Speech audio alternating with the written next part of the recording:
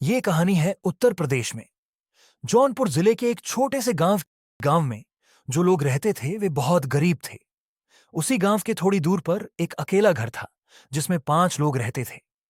नंदू, नंदू की पत्नी तारा और उसके 3 बच्चे, गिरी, निधि और सुरेश। नंदू एक अच्छा किसान था जिससे घर के खाने का खर्चा तो चल जाता था, लेकिन बच्चों की पढ़ाई, घर का सामान के लिए भी तो पैसे चाहिए। उसकी औरत उससे कहती। सुनते हो जी, हमारे बच्चे बड़े हो रहे हैं। आप शहर क्यों नहीं चले जाते? कब तक खेती से खर्चा चलाओगे? वो सोचता है शहर जाके कमाने से अच्छा मैं यहीं काम कर लूं, खेती भी हो जाएगी और कुछ पैसे भी आ जाएंगे। तो इसीलिए वो एक और काम करने लगा। उसके घर से थोड़ी दूर पर एक शमशान घाट था।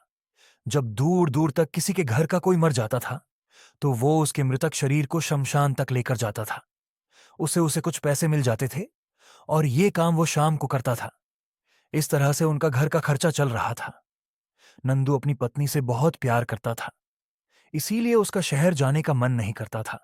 एक दिन नंदू अपने खेत से देरी में आया तो उसे मृतक शरीर ले जाने में देरी हो गई और वह रात को उसे लेकर जाने लगा। रास्ते में जा रहा था कि तभी उसे पेशाब लग गई और वह एक पीपल के पेड़ के नीचे अपना रिक्शा रोक पीपल के जड़ पर पेशाब करने लगा। जैसे वो करके पीछा मुड़ा, लाश गायब हो गई। उसकी नजर ऊपर गई तो देखा लाश पेड़ पर लटक रही है। उसके रोंगटे खड़े हो गए, लेकिन नंदू वहां से भागा नहीं, बल्कि वो समझ गया था ऐसा क्यों हुआ। उसने पीपल के पेड़ से माफी मांगी। और मुझे माफ कर दो, मैं आज के बाद कभी आपके नीचे पेशाब नहीं करूंगा, मुझे क्षमा कर दीजिए।